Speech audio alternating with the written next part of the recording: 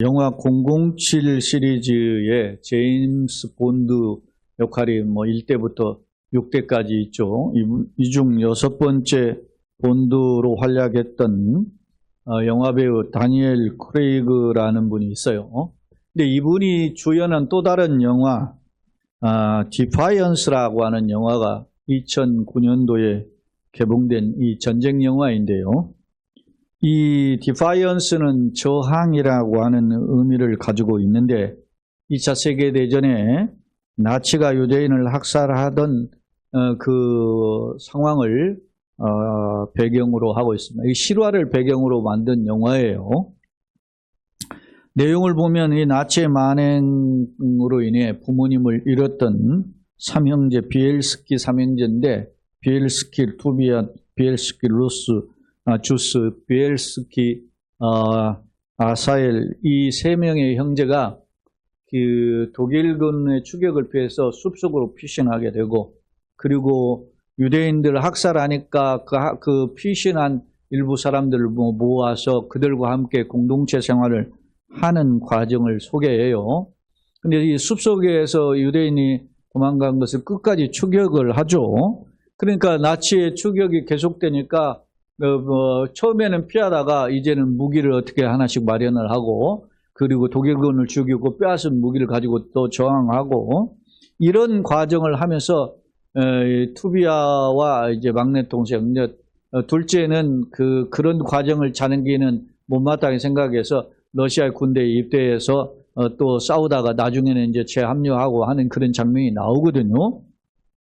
그런데 이 나치를 피해서 도망하면서 저항하는 이 많은 유대인들이 점점 불어나는데 총격 속에 포탄 속에서 막 삶의 터전을 다 잃고 뭐 쓰러지고 피투성이가 되고 또 떠나고 이런 과정을 반복하는데 때로는 막 깊은 강을 건너기도 하고 막 두려워서 건너지 못하는 사람들 다 그렇게 뭡니까 인간 사슬이 되어서 건너기도 하고 그런데 이것이 이제 한 해 지나가고 이렇게 이태 지나가는 과정을 겪어요. 그런 과정에서 추위도 겪고 굶주림도 겪고 막 그럽니다. 그러니까 내분도 일어나죠. 우리가 막 어떻게 가서 막 일종의 뭐 유격대들이 가서 음식을 구해왔는데 자기네들이 구해왔으니까 먼저 먹겠다고 막 이렇게 나서는 거예요. 부녀자를 안 주고 그렇게 하고 이 투비아가 리더 역할을 하는데 반발하니까 자기 민족이지만 같은 유대인이지만 오히려 그 모든 것을 반발하는 그런 사람도 오히려 총을 쏴서 죽여요. 왜 대를 위해서 서로를 희생하는 거죠. 그런 리더 생활을 하다가 하는 극한 상황이 반복돼요. 근데 거기에 유대인 랍비가 하는 사람이 있는데 같이 모여있는 유대인들을 놓고 기도를 하는데 어떤 기도를 하냐면 제가 그 기도를 지금도 잊지를 못하는 거야. 그 기도의 내용에 이런 기도가 있어요. 하나님이 이제 다른 땅, 다른 민족을 택하소서. 우리에게서 선민의 굴레를 걷어 가소서. 사랑하는 성도 여러분. 여러분은 이 기도, 이 랍비의 기도를 어떻게 생각하십니까? 아무리 힘들어도 그렇지. 어떻게 우리가 나는 하나님 백성이기를 포기하기를 원합니다. 그런 뜻이잖아요. 차라리 내가 하나님 백성 아니었으면 이런 고통 안 당하지 않습니까? 유대인이니까 당한단 말이에요. 그러면서 이 유대인의 굴레에서 벗어나고 싶습니다. 라고 기도했단 말입니다. 이 랍비가. 얼마나 저는 그 영화를 보면서 얼마나 힘들었으면 차라리 자부심이 가득해야 될 유대인이라고 하는 선민의 그 자부심에서 벗어나기를 원했을까? 사랑하는 성도 여러분. 여러분 살면서 예수 믿는 것 내려놓고 싶은 차라리 예수 안 믿었으면 좋았을 텐데 그런 생각이 간혹 들지는 않습니까? 주목할 점은 이 디파이언스라는 영화가 실화를 배경으로 했잖아요. 그런데 영화의 끝에 보면 자막이 쭉 나와요. 나오는데 이때 유대인들이 전쟁이 끝나고 살아남은 사람들의 약 1200명이나 되었다라고 하는 사람들이 쭉 나오고, 그 스크롤 되면서 나오고, 그리고 여기에 이제 그 투비아를 비롯해서 그의 동생 주스, 그리고 뭐 아사일, 이런 이름들이 나오는데, 각각 미국에서 뉴욕에서 사업을 해서 어떤 남은 여생을 어떻게 살았다, 그리고 실제 인물의 사진들이 그 장면에 스크롤돼요. 이 말은 무슨 말입니까? 힘들고 참혹한 현상에서 하나님에 대한 불평이 있는 그런 모습도 있었지만, 그러나 그 다 죽어가는 상황에서 1200명이 살아남았다는 거죠. 한 사람과 그렇게 그 뜻을 동조하는 사람들에 의해서. 제가 말씀 후반에 이제 이야기하겠지만, 유대인들이 유럽 전역에 900만 명 살았다 그래요. 그 중에 몇만 명이 죽은 줄 아세요? 600만 명. 3분의 2가 학살돼. 그것도 히틀러가 통치를 12년, 횟수로 12년 통치했는데, 1933년에서 1945년 12년 통치했는데, 그 통치 기간 중에 발악한 기간이 41년부터 45년, 5년 동안에 학살한 수가 그렇게 많다. 어마어마. 4만 개의 수용소를 통해 가지고 유대인들 죽였는데, 그러니 얼마나 비참합니까? 사랑하는 여러분, 세상에 하늘이 무너져도 솟아날 구멍이 있다. 그러니까 결코 포기하지 마라. Never give up. 결코 포기하지 마세요. 라고 하는 이야기가 있듯이, 오늘 우리 사경을 헤매던 사람들이 역경 속에서 살아남는 장면들을 보면서 그런 생각하게 됐어요. 오늘 저는 시편 121편을 우리가 함께 읽었는데요. 이 말씀을 통해서 내가 믿는 하나님 어떤 분일까라는, 하나님이 나와 어떤 관계인지, 그분은 누구신지에 대해서 다시 한번 확인하는 귀한 자리가 되기를 소원합니다. 시편 121편은 우리가 잘 아는 시편인데요. 서두에 성전에 올라가는 노래라고 소개되어 있습니다. 이 성전에 올라간다는 말은 무슨 말인가요? 성전에 올라가는 노래는 각각에는, 예루살렘에 사는 사람들은 각각의 성전에 올라가요. 그러나 이스라엘은 성인 남성은 어떻게 해요?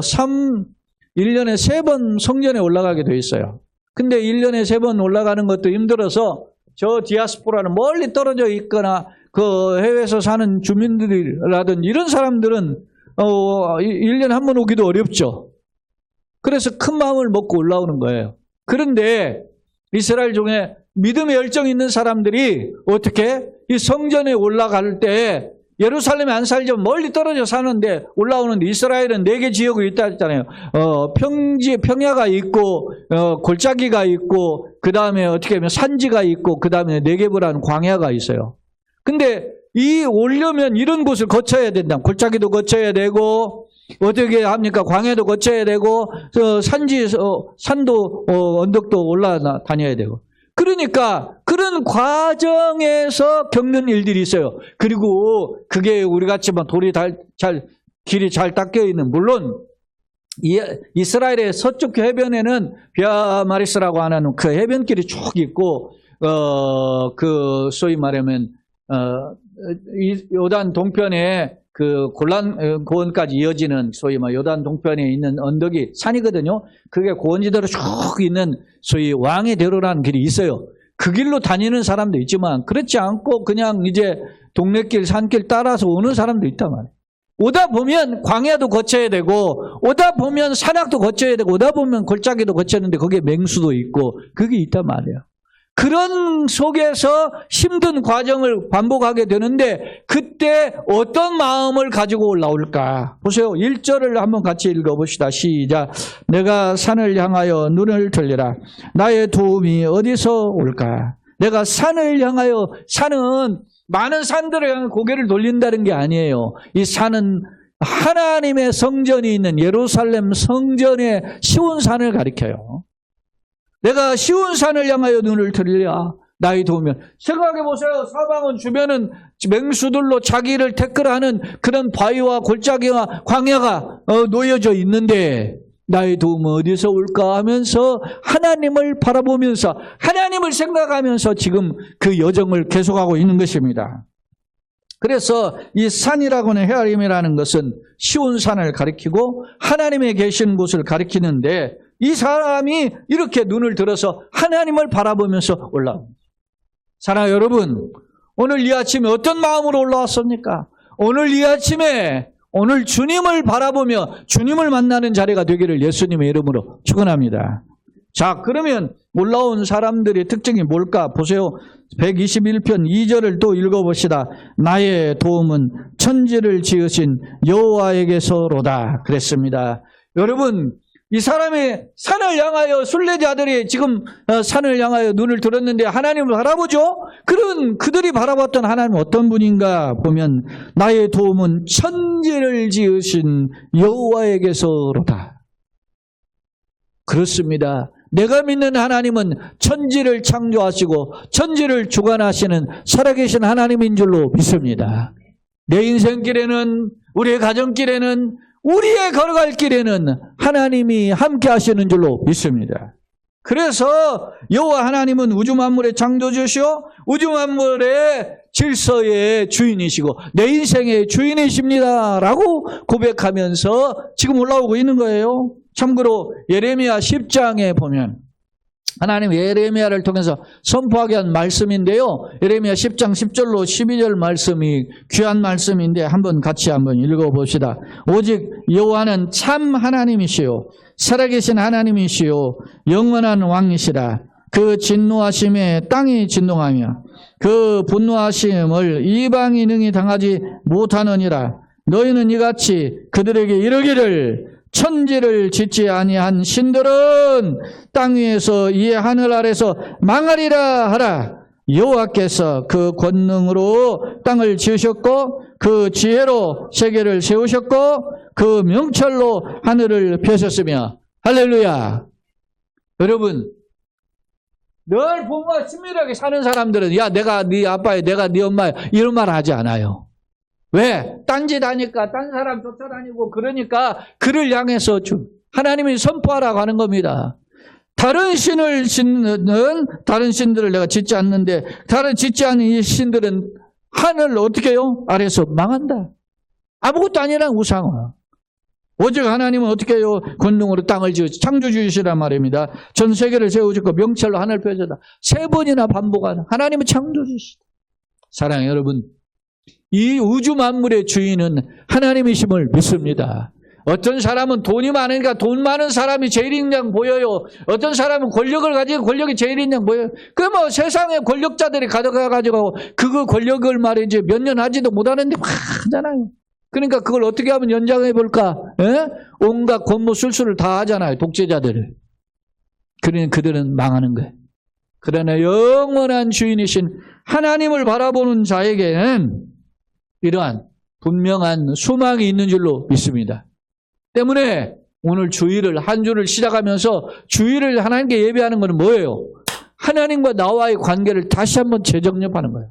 하나님은 나의 왕이시오, 나의 주인이시오, 내 인생의 인도자이심을 믿습니다. 이런 관계를 형성하기 위해서 오늘 예배당에 올라오신 줄로 믿습니다. 현장과 영상으로 병행하는 이 예배 자리에 이런 은혜가 부어지기를 예수님의 이름으로 축원합니다. 자, 두 번째로 하나님 어떤 분이실까요? 3절 4절 또 읽어봅시다. 시작. 여호와께서 너를 실족하지 아니하게 하시며 너를 지키시는 이가 졸지 아니하시리로다. 이스라엘을 지키시는 이는 졸지도 아니하시고 주무시지도 아니하시리로다. 할렐루야. 하나님 어떤 분입니까? 너를 실족하지 않게 한다. 여러분 가다가 보면은 낮에도 가고 밤에도 가야 되고 바위길도 걸어가야 되고 그러는데 어떻게 해요? 발을 잘못 뛰면 낭떠에 떨어지게 돼요. 실족하지 않게 하시고 그렇게 지키시는 하나님 어떻게 해요? 때로는 낮에 밤에 우리가 걸어갈 수 있잖아요. 그 낮과 밤에 졸지도 주무시지 아니하시고 지키시는 줄로 믿습니다. 나는 자고 졸아도 주님은 나를 지키신다. 내 인생의 핸들은 주님 손에 있다. 믿습니까? 내 가정의 핸들이 주님 손에 있습니다. 믿습니까? 그래서 결혼의 첫 출발을 목사의 주례를 받는 이유가 거기에 있다는 거죠. 하나님의 복을 받기 위해서 하나님이 주인이십니다. 우리가 고백하기 위해서. 오늘 우리가 한 주간을 시작하면서 예배로 시작하잖아요. 예배로 시작하고 예배로 마치는 게 주일 낮에 모회잖아요. 그 이유가 뭐예요? 내 인생의 주인, 한 주간의 주인이 하나님 손에 있기를 원합니다. 그 고백을 하는 거예요. 오늘 실족하지 않게 하시며 지키신다. 이 지키신다는 특별히 이 쇼마르라고 하는 이 단어를 살펴보니까 가시 울타리를 치다 그런 뜻이에요. 원어가. 다시 말하면 우리 주변에 가시 울타리를 쳐가지고 원수가 사탄이 공격하지 못하도록 방어해 주신다는 거예요. 오늘 주님께서 특별히 세밀하게 불꽃 같은 눈으로 눈동자처럼 지키시는 그러한 역사를 우리 가운데 하신다. 그래서 우리가 늘 기도하잖아요. 주님은 우리와 앞서가시고 우리와 동행하시고 우리 뒤에서 또 밀어주시고. 예? 그게 뭐예요? 임마누엘이라 하잖아요. 임마누엘 하나님 함께 하신다. 엘은 하나님이잖아요. 함께 하시는 분이 누굽니까? 돈이 아니라 세상 권력이 아니라 어떤 건강이 아니라 우리 하나님이신 줄로 믿습니다. 그래야 그 하나님이 계셔야 내 건강도 강건해지고 내 삶의 터전도 윤택해지고 내 길도 열리는 줄로 믿습니다. 그래서 하나님께 먼저 그 나라와 그 의를 구하는 거예요. 내 진로를 주님께 맡기고 내 건강도 맡기고 내 가정도 맡기고 내 일터도 맡깁니다. 주님이 주인 되어 주시옵소서. 이것이 우리의 고백인 거예요. 그것을 우리가 놓치고 살 때가 많아요. 왜? 분주하니까 돈 걱정하다가 사람 걱정하다가 이걸 놓친단 말이에요. 그러다가 이렇게 다시 여러분 이게 영적으로는 뭘 먹는 거예요? 여러분 개신교의 가장 중심된 예배는 말씀이잖아요. 말씀은 생명의 양식이에요. 그걸 먹는 거예요. 근데 여러분 한 그릇 먹었다고 일주일 내내 배부르질 않아요. 여러분이 새벽에나 또 아니면 수요일이나 아니면 개인 경건을 통해서 그 콰이어 타임이라고 하는 큐티를 통해서 여러분이 자기가 영혼의 양식을 섭취해야 된단 말입니다. 그리고 강구해야 된단 말입니다. 하나님 돌보아 주옵소서. 여러분 그렇게 일주일에 한 끼 먹는 사람하고 매일매일 먹는 사람하고 수시로 먹는 사람하고 건강이 달라요. 네? 뭘 먹느냐에 따라서 그 영적 맷집이 달라진단 말입니다. 오늘 이런 주님의 비상하고 세밀한 돌보심을 덧입기를 소원합니다. 시편 18편 2절에 보면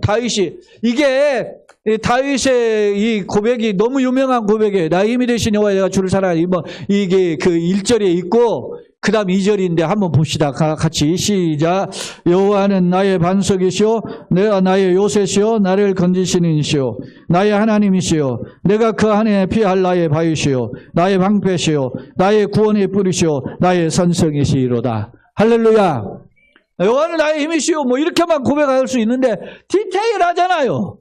예? 나의 요새 나의 반석은 어떻게 해요? 그 요동치는 것을 흔들리지 않는 거예요. 요새는 어떻게 해요? 적군의 공격에서 피하는 곳이에요. 나를 건지시는 것은 엄악한 구름에서 건져주셔요.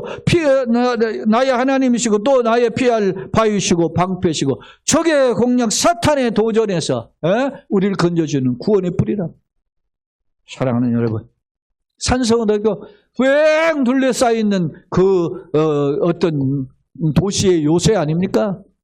이런 하나님의 돌보심으로 지금까지 걸어왔고 걸어갈 줄도 주의 돌보심 가운데 있기를 예수님의 이름으로 축원합니다. 자, 세 번째로 121편 5절 6절을 또 읽어봅시다. 시작. 여호와는 너를 지키시는 이스라 여호와께서 내 오른쪽에서 내 그늘이 되시나니 낮에 해가 너를 상하게 하지 아니하며 밤의 달도 너를 해치지 아니하리로다. 할렐루야.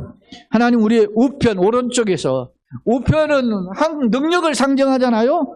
그런데 그 우리 능력의 오른편에서 우리의 그늘이 되신다. 그늘은 무더운 광야를 지날 때 그 그늘에 있으면 얼마나 시원합니까? 그죠?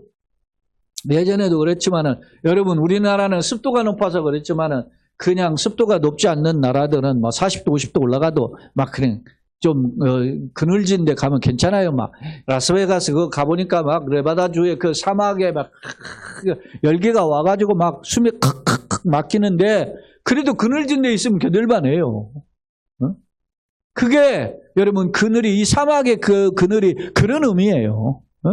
낮에 그늘이 되시며 밤에 달도 너를 해치 못한다. 가을 델리치 주석에 보면은 델리치가 그런 말을 했어요. 고대 근동의 사상에 보면은 밤에 달빛을 받고 잠을 자면은 정신적으로 이상이 돼가지고 정신병에 걸린다. 그런 어떤 그 고대 근동의 속설이 있다는 거예요. 그러니까 아마 이런 그런 배경을 근거로 하지 않았느냐. 그렇게 이제 델리치는 이제 주석을 달았는데 이게 밤에 달도 너를 해치 못한다라고 하는 것은 밤의 달이 어떤 면에서 보면 유익하게 보일 것 같은데 그 고대 근동의 사상을 배경으로 할 때 보면 밤 기운이 나를 어떻게 해요? 비참하고 정신병으로 몰아가지 못한다. 왜? 하나님이 나를 붙들어 주신 낮과 밤을 지키시는 하나님, 졸지도 주무셔야 하는 하나님은 세밀하고 우리의 걸음걸음을 일거수일투족을 조장해 주심을 보여주고 있습니다. 그렇습니다. 하나님은 우리가 피곤한 시간에도 피곤치 아니하시고 강건하신 하나님은 우리를 세밀하게 돌보아 주시는 줄로 믿습니다. 아무리 부모가 걱정해도 자식을 간수 잘 못할 때가 많아요. 그죠? 우리 뭐 유튜브 같은 영상이 올라오고 보면은 막 부모가 깜빡했을 때 애가 말이지 뭐 어디 뭐 자동차에 뛰어들기도 하고 도로에 가기도 하고 막 뜨거운 물에 다 손을 대기도 하고 막 그러니. 그런데 하나님 나의 가정을 주께 맡깁니다. 나의 자녀를 주께 맡깁니다. 내 인생길을 주님께 맡깁니다. 돌보아 주옵소서. 낮과 밤을 지키시는 하나님의 은혜가 우리의 교회는 물론 성도와 개인, 가정의 은혜로 체험되기를 예수님으로 축원합니다. 아멘. 마지막입니다. 자, 7절, 8절 함께 읽겠습니다. 여호와께서 너를 지켜 모든 환난을 면하게 하시며 또 내 영혼을 지키시리로다. 여호와께서 너의 출입을 지금부터 영원까지 지키시리로다. 할렐루야. 그렇습니다. 여러분 우리가 일시적으로 잘 되고 일시적으로 누군가 뭐 하면 형통한 데 보입니다. 그런데 여러분 아무리 유명한 사람도 어느 날 한순간 추락하는 것을 우린 종종 목격하게 돼요. 근데 오늘 시편 기자는 뭐라고 그랬어요? 여호와께서 우리를 모든 환난을 면하게 하시며 우리를 넘어뜨리는 사탄의 계계가 발뒤꿈치 쫓아오는 것 쫓아오지만 그것을 면하게 하시고 특히 너의 출입을 지금부터 영원까지 여러분 일시적인 어떤 간증이 아니라 영원한 기쁨과 간증이 있기를 예수님의 이름으로 축원합니다. 그런 은혜의 주인공이 우리 교회 가정 성도에게 나타나기를 예수님의 이름으로 축원합니다. 여러분이 잘 알고 있는 시편 23편 있죠? 시편 23편에 그 마지막 5절 6절에 다윗이 어떤 고백을 하는지 같이 한번 읽어봅시다. 시편 23편 5절 6절 시작. 주께서 내 원수의 목전에서 내게 상을 차려 주시고 기름을 내 머리에 부으셨으니 내 잔이 넘치나이다. 내 평생에 선하심과 인자하심이 반드시 나를 따르리니 내가 여호와의 집에 어떻게 언제까지 영원히 살리로다. 할렐루야. 다윗의 고백에 시편 23편은 평생 암송해야 돼. 평생 붙잡아야 돼. 이 다윗의 신앙 고백이 다 녹아있는 게 시편 23편. 그래서 저는 예전에 제가도 그랬잖아요. 과천에 가가지고 스카이엑스라는 거 그걸 타는데 막 찍찍찍찍 해가지고 아마 한 80m인가 100m 올라가요. 올라가는데 저절로 뭐가 나오냐면 시편 23편이 나오더라. 여호와는 나의 목자시니 내가 부족하고 그게 나오더라고.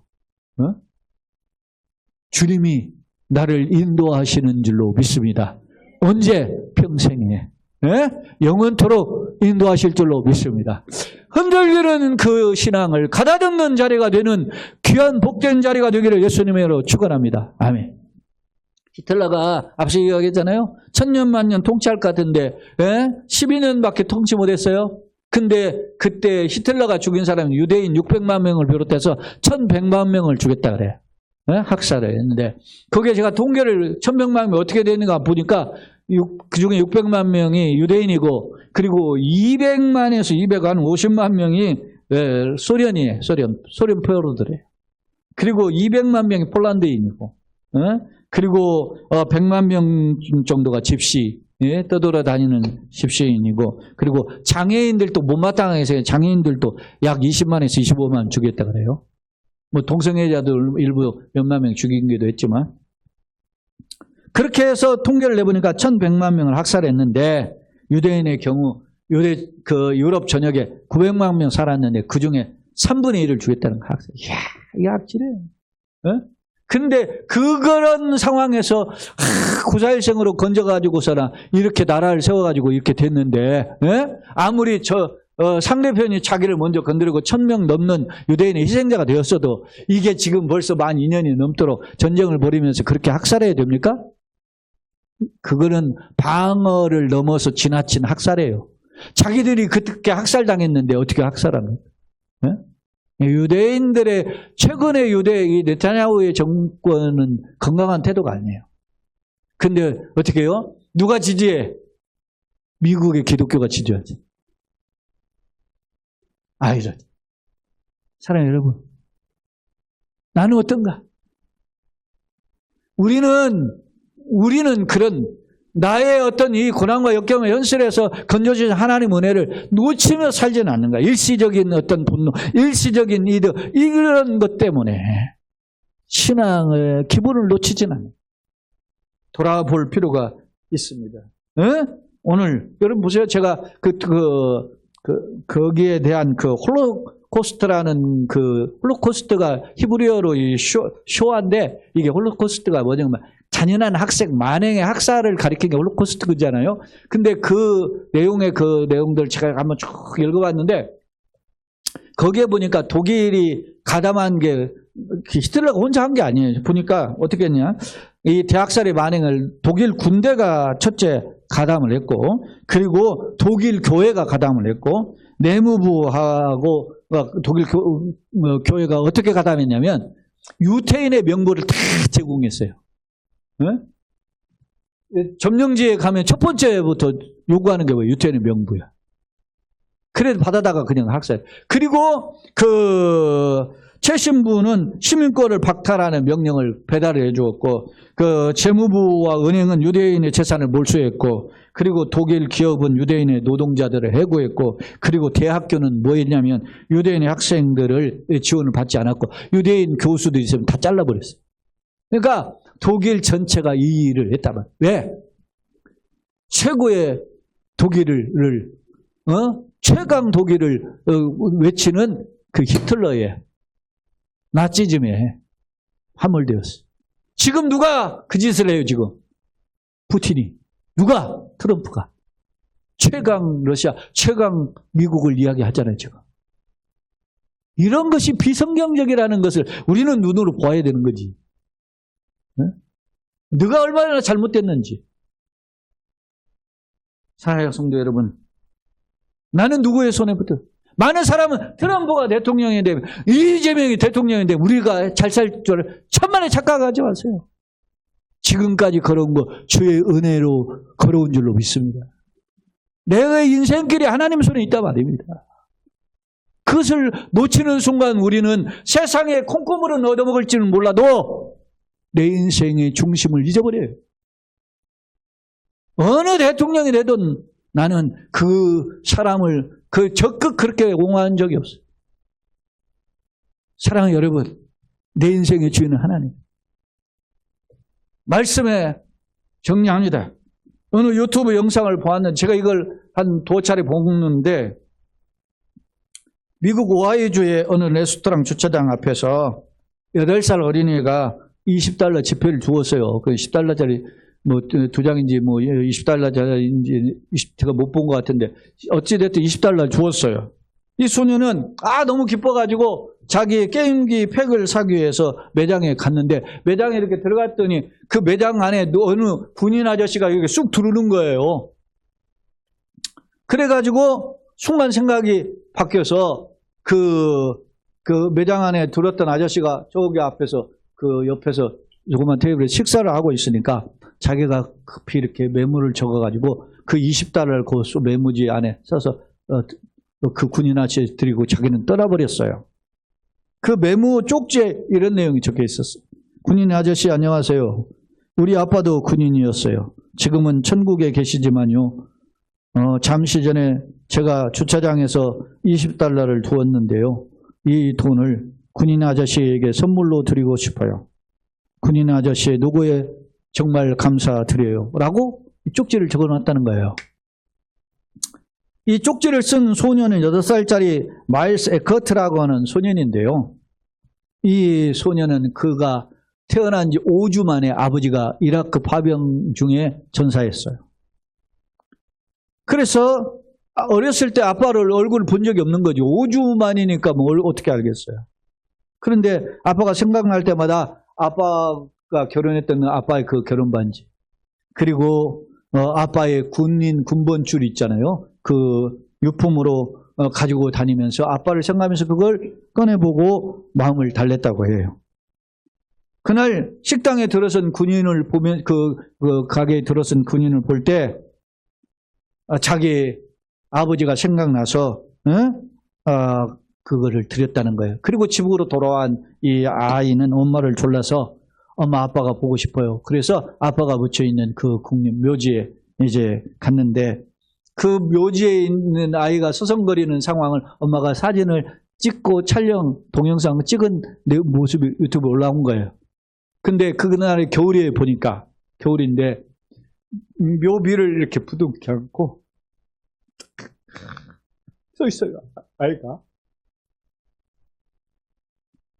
그 영상이 미국 전역에 퍼지게 됐고, 이 20달러를 받았던 이 군인이 이 공군 중령인데, 자기가 이 아이가 군인에 대한 존경심, 국가를 사랑하는 마음을 느껴졌다 하면서 제보를 한 거예요, 언론에. 그래서 언론에 이게 보도가 됐어요. 그리고 언론에 보도가 되자 미국 전역에서 이 아이를 위하여 기부금이 모여졌는데 200만 달러, 우리 돈으로 약 7억 정도가 모여졌다 그러죠. 그리고 2016년도에 미국 대통령이 직접 해마다 수여하는 그 메달 오브 아너라고 하는 그 대통령이 직접 수여하는 그 훈장이나 포장의 전달자의 대상에 이 8살짜리 아이가 선정됐다 그래요. 사랑하는 여러분, 이 마일스 에커트라는 소년은 아버지를 한 번도 얼굴을 본 적이 없습니다. 얼굴이 어떤지 모릅니다. 사진으로만 압니다. 그러나 그는 아버지를 간절히 사모함을 통해서 볼 수 있었습니다. 하나님은 이 아이의 상상한 그 이상으로 응답하시는 줄로 믿습니다. 하나님은 우리가 주님을 사모하고 생각하면, 간절히 원하면 우리의 상상 이상으로, 우리 차원 이상으로 응답하시며 역사하시는 줄로 믿습니다. 여러분 무엇을 간절히 사모하고 있습니까? 세상이 힘듭니다. 그래서 무엇을 사모하는지 물어보면 다 비슷비슷해요. 그러나 우리가 한 해의 절반을, 반원점을 돈 이 시점에서 예수님을 더 생각하고 주님을 사모하심으로 주님이 그 나의 삶을 이끌어 가셔서 오늘 말씀과 같이 나의 인생길을 인도하시는 그런 놀라운 역사를 체험하는 하반기에 승리하는 성도요 가정, 우리 교회 되시기를 예수님의 이름으로 축원합니다. 특별히 여러분의 기도의 제목이 간증거리로 응답받기를 거듭 예수님의 이름으로 축원합니다. 아멘.